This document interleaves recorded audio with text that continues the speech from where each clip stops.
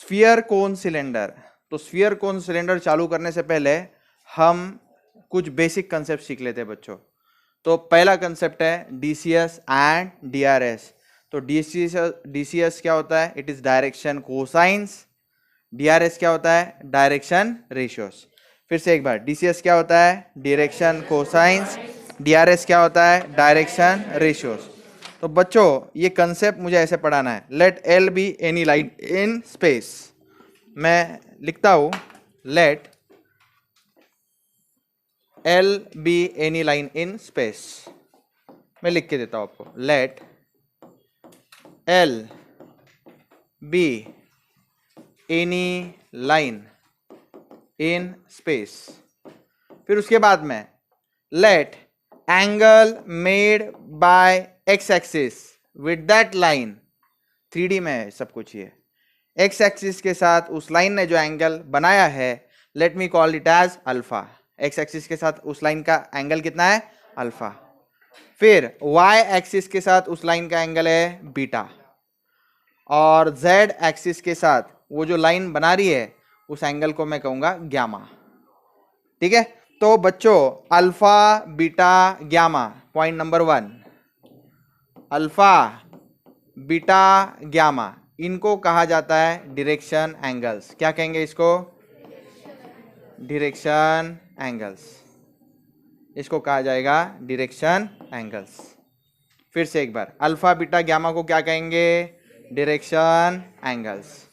उसके बाद में पॉइंट नंबर 2, ये cos alpha cos beta cos gamma, point number 2, cos alpha cos beta cos gamma, इसको कहा जाता है बच्चों डायरेक्शन कोसाइंस। ये एंगल जो है ना उसको सिर्फ कॉस लिया है, तो इनको क्या कहेंगे? Direction cosines. डायरेक्शन कोसाइंस को हम डीसीएस भी कहते हैं। क्या कहते हैं? डीसीएस।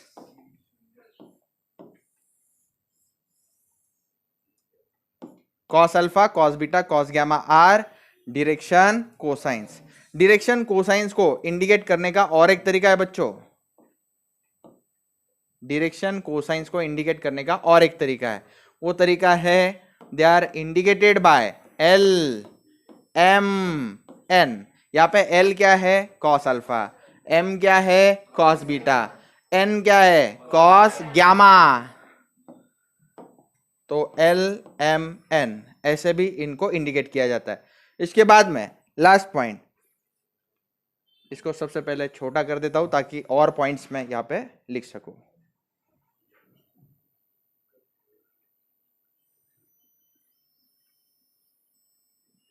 चलो, थर्ड पॉइंट प्रोपोर्शनल वैल्यूज या फिर multiple values of DCs are called as DRs. तो मैं लिखता हूं, प्रोपोर्शनल वैल्यूज और उसी का दूसरा नाम क्या है? मल्टीपल वैल्यूज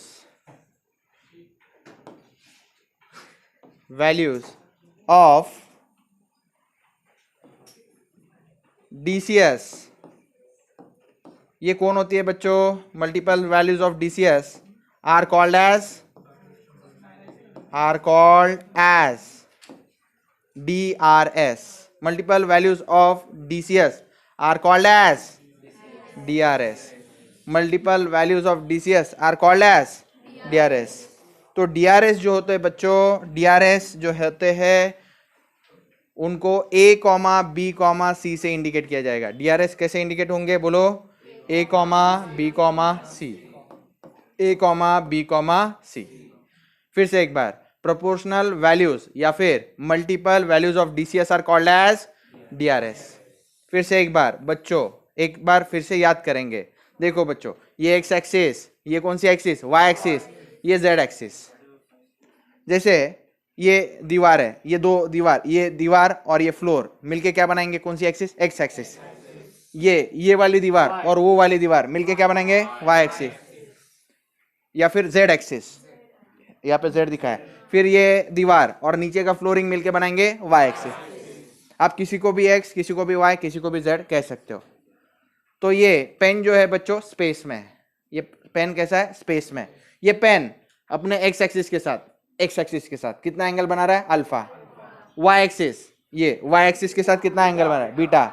जेड एक्सिस के साथ गामा।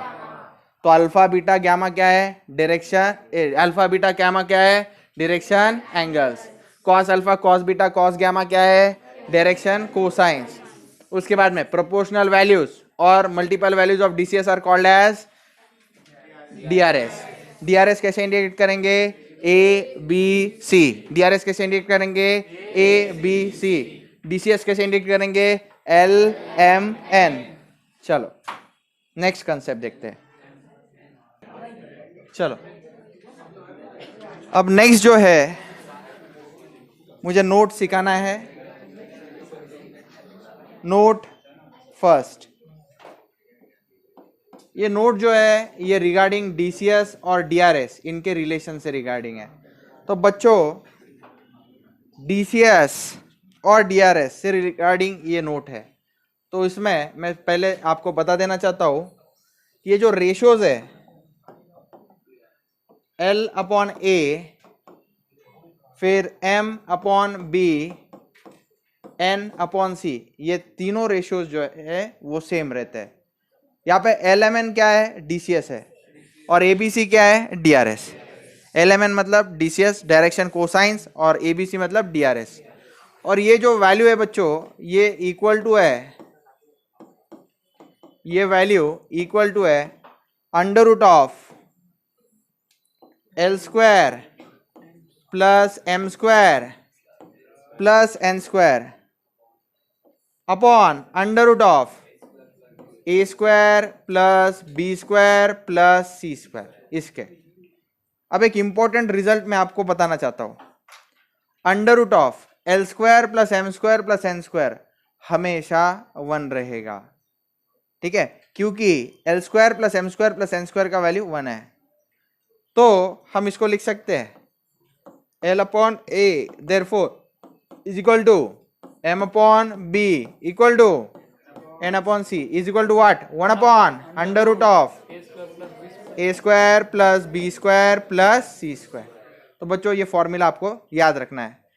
इन तीनों रिलेशंस में ये जो लास्ट रिलेशन है ये ज्यादा इंपॉर्टेंट है, तो इस लास्ट रिलेशन को आपको याद रखना है। तो इट इंप्लाइज दैट, ये लास्ट रिलेशन क्या कहता है, ध्यान से सुनो। मैं अगर L upon A equal to 1 upon under root A square plus B square plus C square consider करूं तो L का वैल्यू क्या होगा बच्चों, L क्या होगा, A वो साइड जाएगा, A upon under root of A square plus B square plus C square. तो बच्चों नेक्स्ट जो है M अपॉन B क्या है, equal to 1 upon under root A square plus B square upon C square. तो B वो side चला जाएगा तो M का वैल्यू क्या आएगा, B upon under root of A square plus B square plus C square. फिर सिमिलरली N क्या रहेगा, C अपॉन, C वो साइड जाएगा, C upon under root of A square plus B square plus C square. तो बच्चों ये जो formulas मैंने फिलहाल आपको लिखवा के दिए ये बहुत इंपॉर्टेंट फॉर्मूलेज है, मैं इनको बॉक्स कर देता हूं।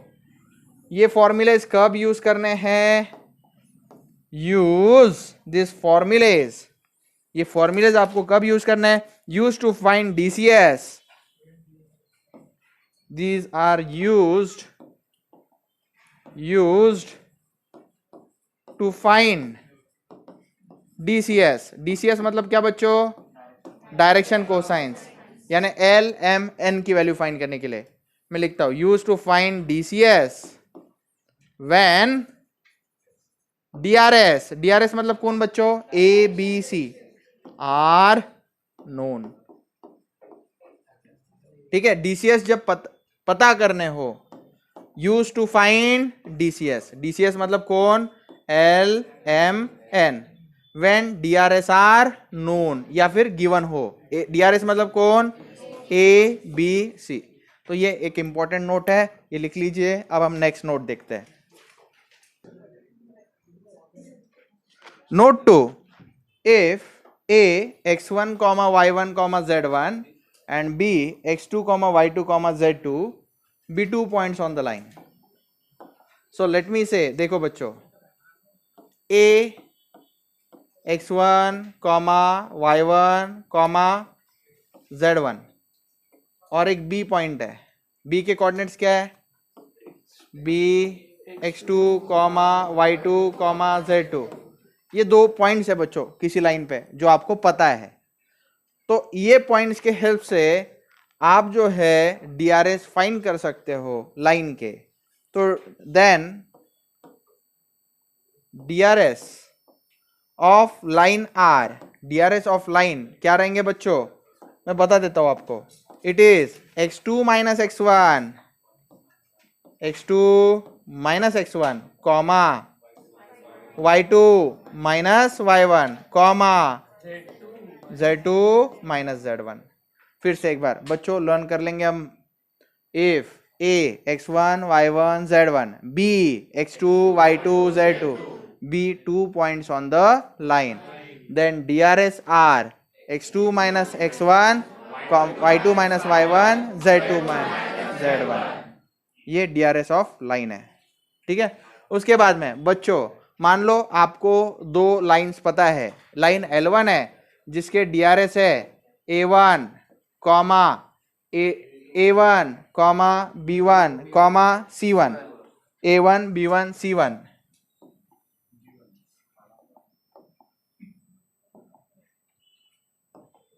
A1 B1 C1. फिर लाइन L2 के DRS है A2 B2 कॉमा C2. तो angle between two lines theta है. एंगल बिटवीन टू लाइंस क्या है? थीटा है. तो कॉस थीटा का फॉर्मूला मैं आपसे लर्न करवा रहा हूं.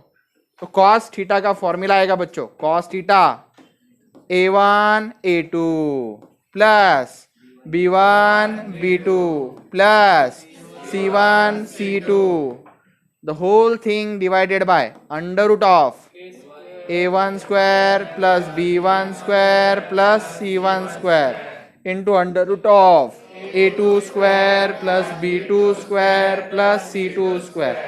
तो बच्चों ये फॉर्मूला लर्न ही होना चाहिए. फिर से एक बार, हमें दो लाइंस पता है. लाइन L1 का DRS क्या है? A1 B1 C1. Line L2 का DRS क्या है? A2 B2 C2. तो cos थीटा क्या है? A1 A2 plus B1 B2 plus C1 C2 upon under root of A1 square plus B1 square plus C1 square plus into under root of A2 square plus B2 square plus C2 square.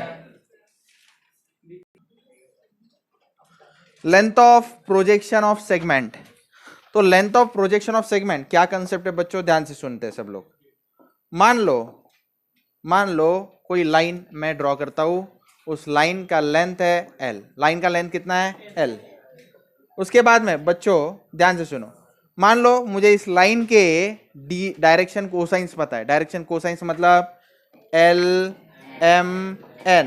ये क्या है? DCS है. किसके DCS है बच्चों? Line L के. उसके बाद में बच्चों मान लो कोई सेगमेंट है.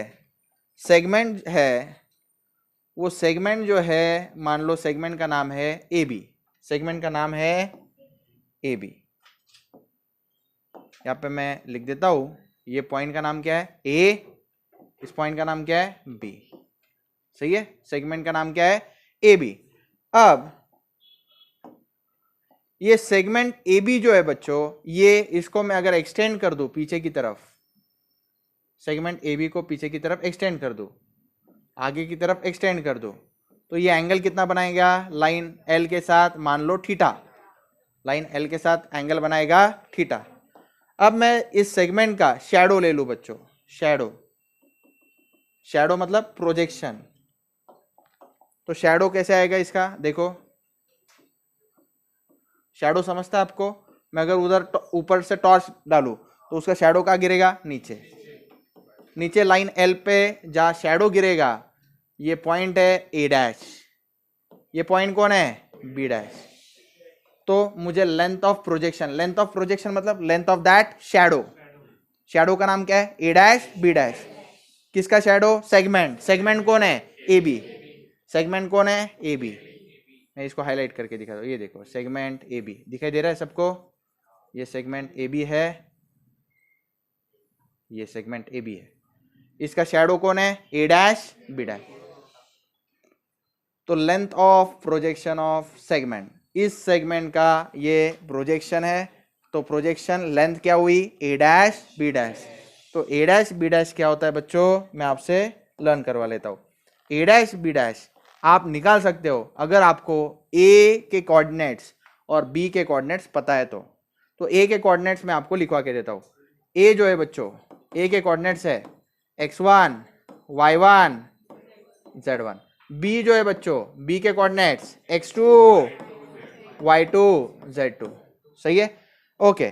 तो बच्चों ये कैसे होता है, ध्यान से सुनो, it is just l into x2 minus x1 plus m into y2 minus y1 plus n into z2 minus z1। फिर से एक बार बच्चों, a dash B dash distance क्या है, l into x2 minus x1 plus m into y2 minus y1 plus n into z2 minus z1। तो ये उस सेगमेंट का प्रोजेक्शन का लेंथ है। मैं आपको इसका प्रूफ भी दे सकता हूं जिसको इंटरेस्ट है, लेकिन प्रूफ एग्जाम में आएगा नहीं।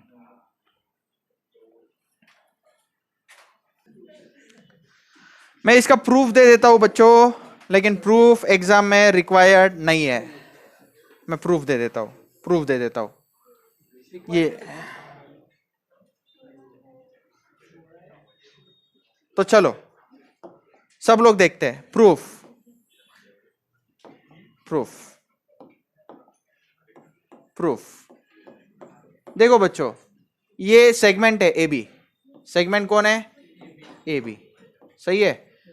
देखो बच्चों, यहां पे मैं थोड़ा कंस्ट्रक्शन वर्क करता हूं, इसको मैं क्या बोल सकता हूं, थीटा। तो ये व्हाइट कलर की जो लाइन है, वही लाइन इक्वल टू क्या है, ए डैश बी डैश है। सही है बच्चों, ओके। आप सब लोग जानते हैं ये थीटा है, ओके। तो मेरे को बताओ ये डिस्टेंस कितना हुआ, बोलो ना, ए बी कॉस थीटा। कोई आपको ये डिस्टेंस बोले तो भी आप बता सकते हो उसको, सबको ये नॉलेज है। थीटा के पास वाला क्या रहता है, कॉस। सामने वाला कौन रहता है, साइन। पता है ना आपको, हाँ, ये नॉलेज यूज करता हूं मैं। तो ये डिस्टेंस कौन है बच्चों, is it same as what, A dash B dash, A dash B dash. तो ए डैश बी डैश क्या है बच्चा, ए डैश बी डैश क्या है, ए बी कॉस थीटा। तो बच्चों अपने पास ए के कोऑर्डिनेट्स है, ए के कोऑर्डिनेट्स क्या है, x1 y1 z1। बी के कोऑर्डिनेट है x2 y2 z2। सही है ना बेटा। चलो, तो ए बी आप डिस्टेंस फॉर्मूला यूज कर सकते हैं। डिस्टेंस फॉर्मूला आपको पता है ना, आपको कोऑर्डिनेट्स पता रहते हैं तो डिस्टेंस निकाल सकते हैं। Distance A B is nothing but what, under root of, बोलो बच्चा, x2 माइनस x1 का square plus y2 minus y1 का square plus z2 minus z1 का स्क्वायर। सही है, ओके। उसके बाद में बच्चा ध्यान से सुनो, ध्यान से सुनो, cos थीटा का फॉर्मूला अभी अभी मैंने आपको सिखाया। cos थीटा का फॉर्मूला अभी अभी मैंने आपको सिखाया। वो क्या रहता है, a1 a2 plus b1 b2 plus c1 c2 divided by under root of a1 square plus a2 square plus a3 under root of a1 a2 square plus b2 square plus c2 square. अभी अभी सिखाया ना, okay. चलो अब ध्यान से सुनो, मेरे पास जो है वो कैसा करेंगे हम लोग, a1 a2, a1 a2 मतलब क्या, ये देखो ये लाइन का क्या रहेगा, DRS x2 माइनस x1। ये लाइन का क्या लूंगा मैं, L। इसका y2 माइनस y1, नीचे कौन, M। z2 minus z1 into क्या लूंगा, N।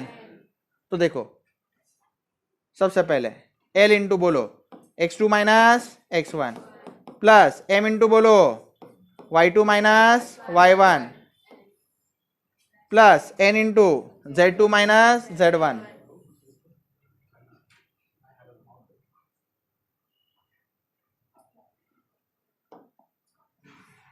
Plus n into z2 minus z1, okay, divided by, बच्चों आपको याद आ रहा है under root of a1 square plus a2 square plus b2 square. तो a1 a2 a1 b1 c1 under root of a1 square plus b1 square plus c1 square, ऐसा था, sorry. तो a1 कौन है, x2 माइनस x1 देखो under root of, बोलो x2 minus x1 का square plus b1 मतलब कौन रे बेटा, y2 माइनस y1 का square plus z2 minus z1 का स्क्वायर। और दूसरे टर्म में, रुको 2 मिनट, इसको थोड़ा सा शिफ्ट करना पड़ेगा।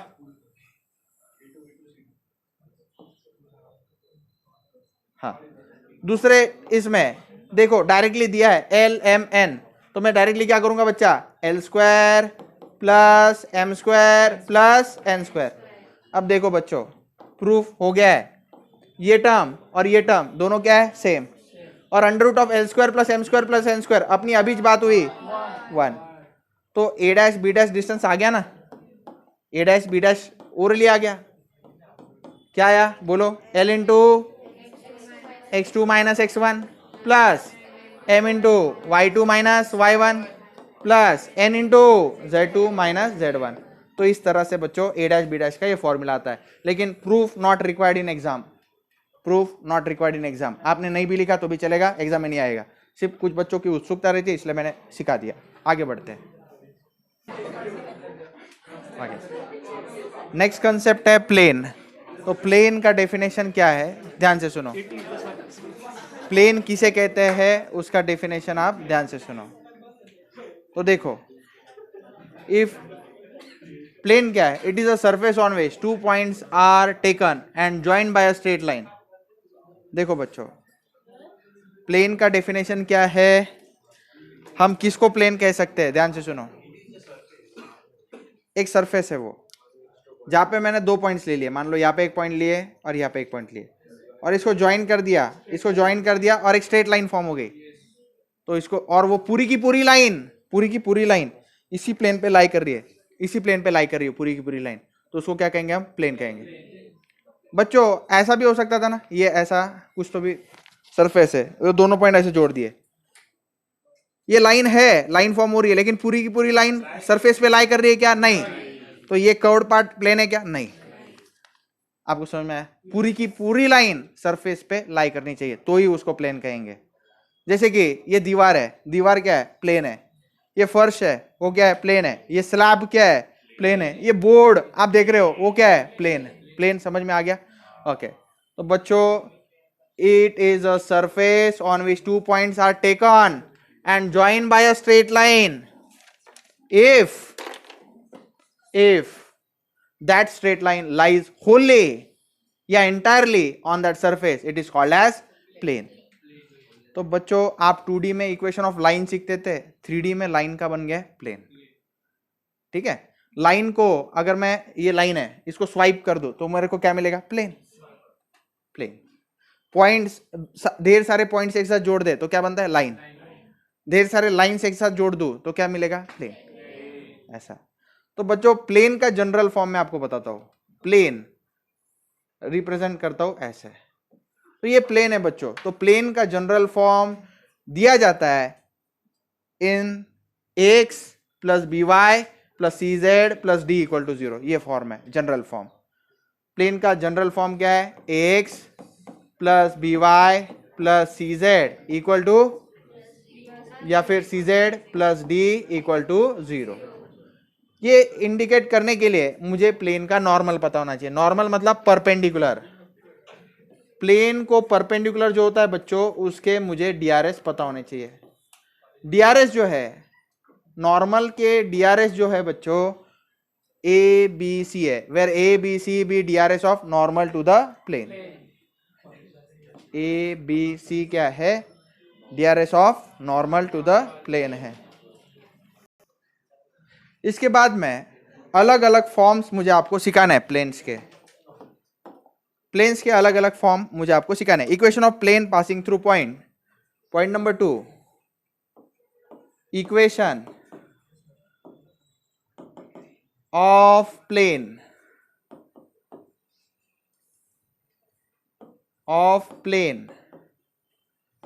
passing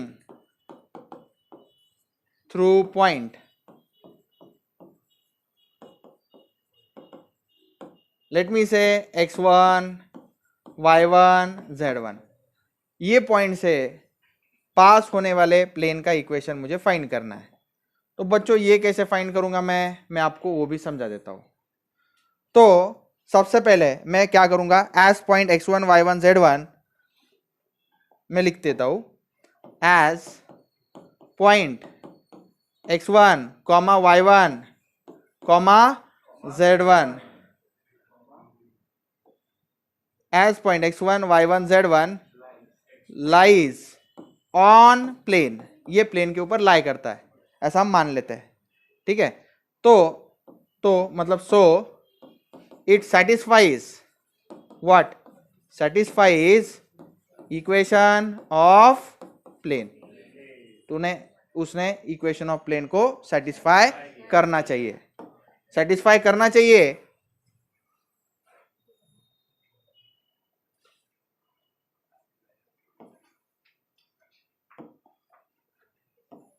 इसको थोड़ा सा छोटा कर देते ताकि वो इक्वेशन यहां पे बैठ सके।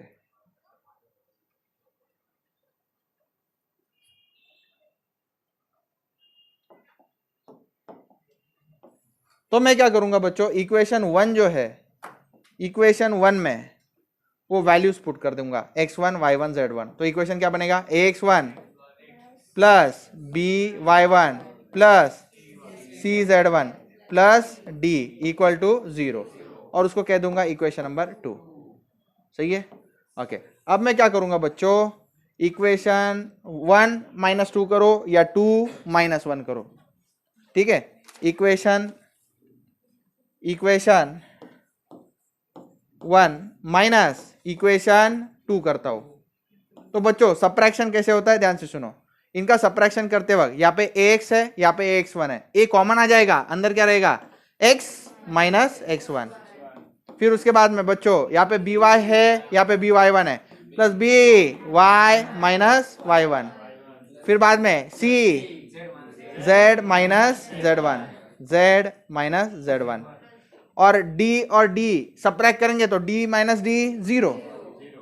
तो ये है equation of plane if I know a point on the plane, या फिर येलो कलर से ही लिखते हैं। चलो, तो ये दो इक्वेशन हमारे परफेक्ट लर्न होने चाहिए।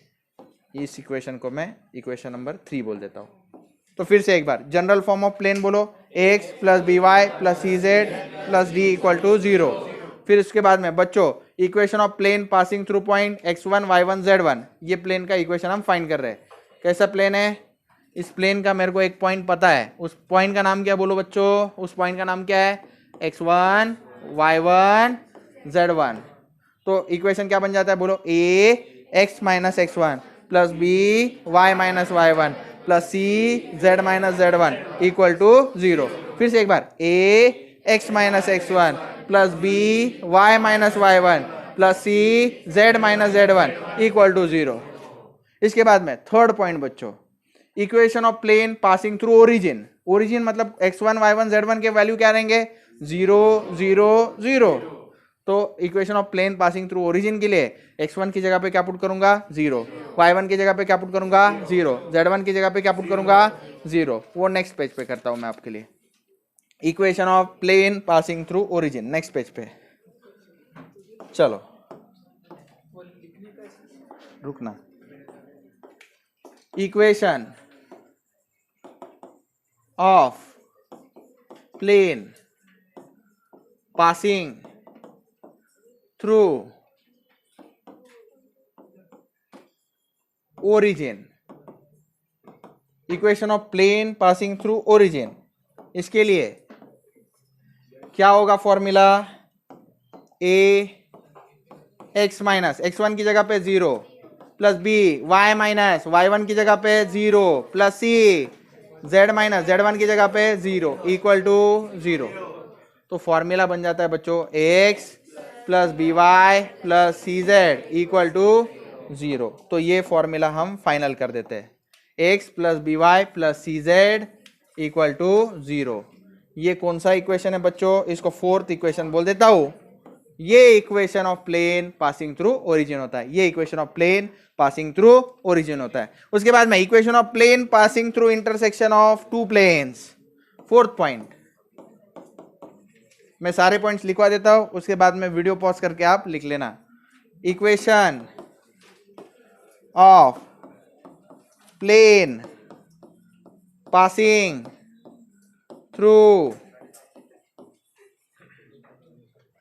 intersection of two planes, intersection of two planes, equation of planes passing through intersection of two plane. बच्चों दो प्लेन्स जब इंटरसेक्ट करते हैं तो एक लाइन फॉर्म होती है। उसका बेस्ट एग्जांपल देखो बच्चों, ये दीवार है और ये स्लैब है, जहां इंटरसेक्ट कर रहे हैं वहां पे क्या फॉर्म हो रहा है? लाइन।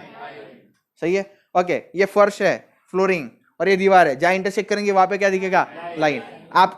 आपका बुक है, नोटबुक है, नोटबुक में ढेर सारे प्लेन से बच्चों, ये एक प्लेन है, प्लेन है, प्लेन है, प्लेन है। कोई भी दो पेज उठा के देख लो, दो जहां इंटरसेक्ट करते हैं वहां पे क्या फॉर्म हो रही है? लाइन। तो दो प्लेन जहां इंटरसेक्ट करती है बच्चों वहां पे होती है लाइन। तो उस लाइन से कितने प्लेन जा सकते हैं? इनफाइनाइट नंबर ऑफ प्लेन जा सकते हैं। वो इनफाइनाइट नंबर ऑफ प्लेन जो कि पास होंगे दो इंटरसेक्शन ऑफ प्लेन से, जो लाइन बनेगी उससे जो ढेर सारे प्लेन जाएंगे, उसका इक्वेशन मैं आपको बताने जा रहा हूं। तो बच्चों let u equal to 0, let u equal to 0, ये 3D में इक्वालिटी है। u equal to 0 and v equal to 0 be two planes,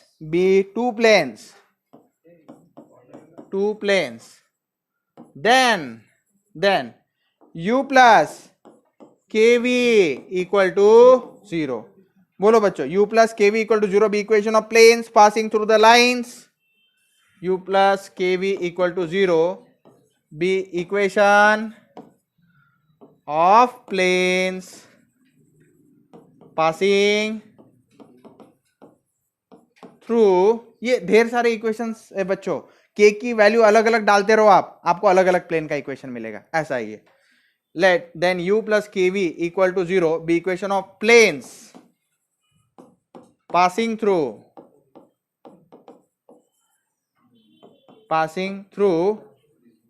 intersection of two planes।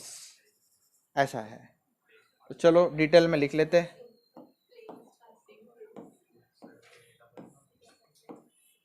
ऐसा है, फिर से एक बार, let u equal to 0 and v equal to 0 be two planes, then u plus kv equal to 0 be equation of planes passing through intersection of two planes।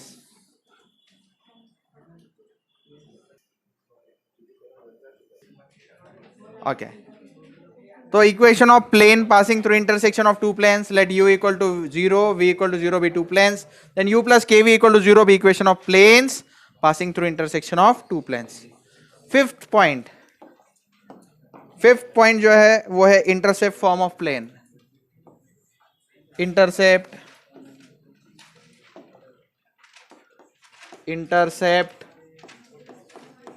Form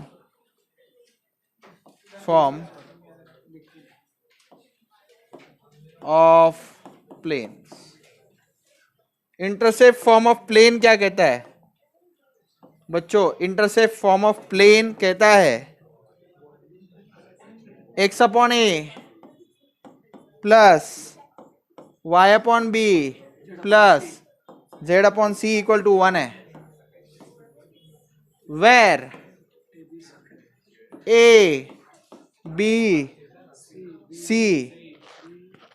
b intercept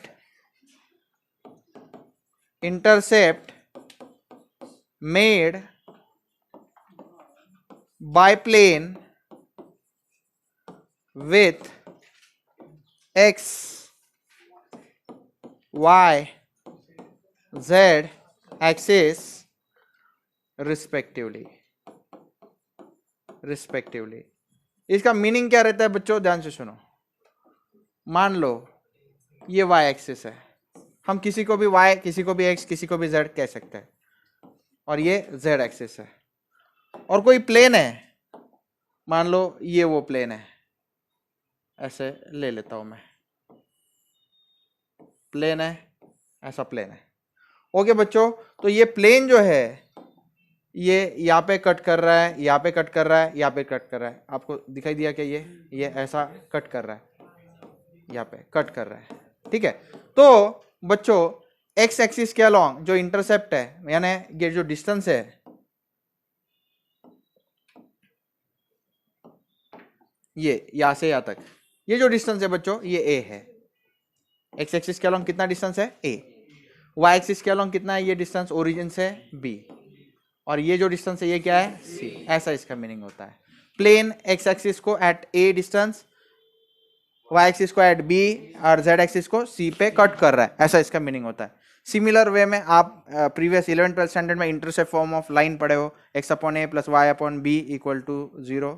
ये plane के लिए सिर्फ क्या add हुआ है? X upon a plus y upon b plus z upon c equal to 1। Line के लिए क्या है? X upon a plus y upon B equal to 1। Plane के लिए क्या है? X upon a plus y upon b z upon c equal to 1, where A B C be the intercept made by plane with x y z axis respectively. तो कुल मिला के कितने forms है प्लेन के? 5। पहला कौन सा है? जनरल फॉर्म, रिवाइज करेंगे, X plus B Y plus C Z plus D equal to 0, where A B C be D R S of the normal to the plane. ये X plus B Y plus C Z plus D equal to 0 है। ये कौन है बच्चों? ये normal है। Normal के D R एस कौन है? A B c. उसके बाद में equation of plane passing through point x1 y1 z1 कैसे निकाला मैंने? As point x1 y1 z1 lies on the plane so it is satisfy equation of plane. तो x की जगह पे x1, y की जगह पे y1, z की जगह पे z1। फिर इक्वेशन 1 एंड 2 सबट्रैक्ट किएंगे तो a common x minus x1, b common y minus y1, c common z minus z1 और d कैंसिल हो गया। और equation of plane passing through origin में क्या किया? x1 y1 z1 की जगह पे 0 पुट किया, तो डिराइव करके ax plus B Y plus C Z equal to 0। ये equation of plane passing through origin. बच्चों इक्वेशन ऑफ प्लेन और equation of plane passing through origin आप ओरली पहचान सकते हो। कैसे? यहाँ पे देखो, ये जनरल फॉर्म में d की वैल्यू जब 0 रहती है, d की वैल्यू जब 0 रहती है यानी d नहीं होता, तो वो प्लेन समझ जाना कि वो प्लेन कहाँ से पास हो रहा है? ओरिजिन से। तो ये ट्रिक्स है, आगे एग्जांपल्स में मैं आपको एक्सप्लेन करूंगा। Equation of plane passing through intersection of two plane, हम जानते हैं दो प्लेन जब इंटरसेक्ट करते हैं तो क्या फॉर्म होता है? लाइन। उस लाइन से इनफाइनाइट प्लेन्स पास हो सकते हैं। तो u equal to 0, v equal to 0 be two planes, then u plus kv equal to 0 be equation of planes passing through intersection of two. ये k की वैल्यू अलग अलग अगर डालते जाओ तो अलग अलग प्लेन्स के इक्वेशन आपको मिलते हैं। फिर उसके बाद में इंटरसेप्ट फॉर्म ऑफ प्लेन हमने सीखा, x upon a plus y upon b plus z upon c equal to 1। ये इंटरसेप्ट फॉर्म ऑफ प्लेन है, where A, B, C, B intercept made by the plane with x, y, z axis respectively. Angle between two planes is same as angle between their normals. नया concept.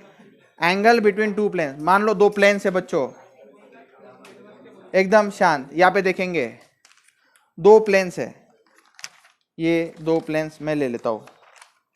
मान लो ये एक plane है और ये एक plane है, ये ऐसे दो planes है।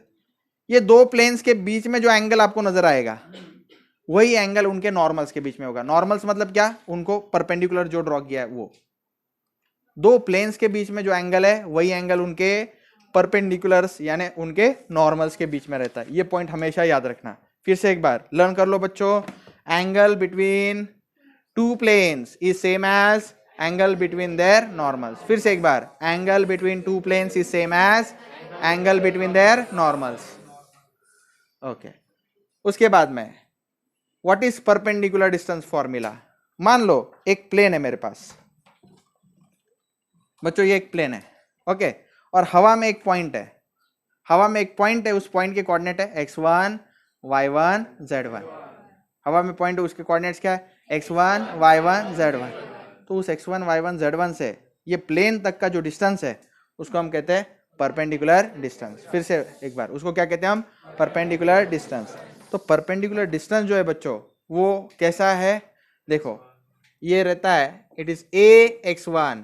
देखो x1 y1 z1, आप यहाँ पे x y z है ना, उसकी जगह पे रख दो a x1 plus b y1 plus c z1 plus a x1 plus b y1 plus c z1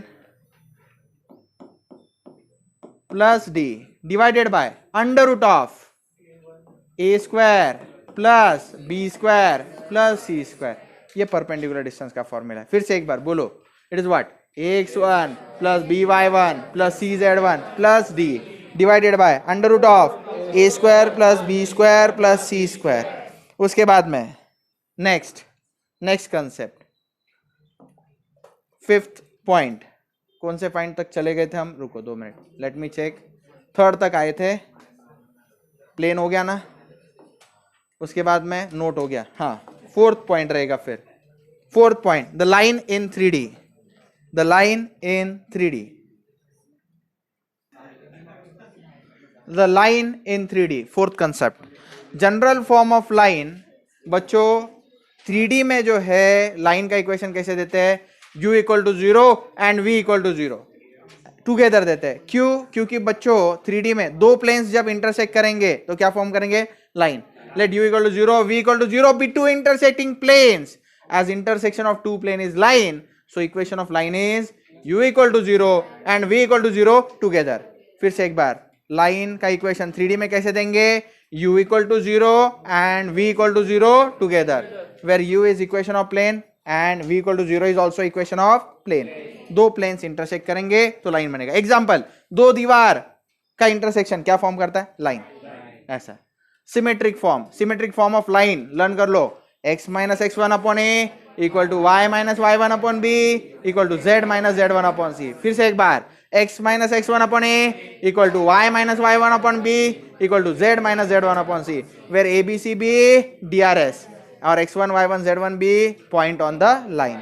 फिर से एक बार, वो लाइन के लिए बोलो बच्चों, लाइन अगर L है, लाइन अगर L है तो ABC क्या है? उसके DRS, ABC उसके DRS है, और x1 comma y1 comma z1 be the point on the line. तो इक्वेशन ऑफ लाइन क्या हो गया? x minus x1 upon A equal to y minus y1 upon B equal to z minus z1 upon c. X y z is any general point on line, ऐसा रहता है। तो ये बच्चों symmetric form हो गया। इसके बाद लास्ट टॉपिक, फिफ्थ, मुझे बच्चों आपसे कंसेप्ट क्लियर करवाना है। देखो बच्चों, मान लो ये एक्स एक्सिस है, मान लो ये वाई एक्सिस है, ये जेड एक्सिस है। तो बच्चों ये ओरिजिन है, तो ये जो प्लेन है, सुनो सब लोग सुनो, ध्यान से सुनो, ये जो प्लेन है इसको मैं कहूंगा x o y plane, sorry x o z plane. कौन सा plane? X o z plane, सही है। ओके, ये जो प्लेन है बच्चों इसको कहूंगा एक्स ओ वाई प्लेन। ये जो प्लेन है एक्स जेड ओ वाई या y o z plane, y o z plane ऐसा कहूंगा। तो ये प्लेन्स के इक्वेशन मुझे आपको समझाना है बच्चों। X o y plane, x o z plane जो है, एक्स ओ जेड प्लेन जो है उसका इक्वेशन रहता है y इक्वल टू 0। फिर एक्स ओ वाई प्लेन उसका इक्वेशन रहता है z इक्वल टू 0।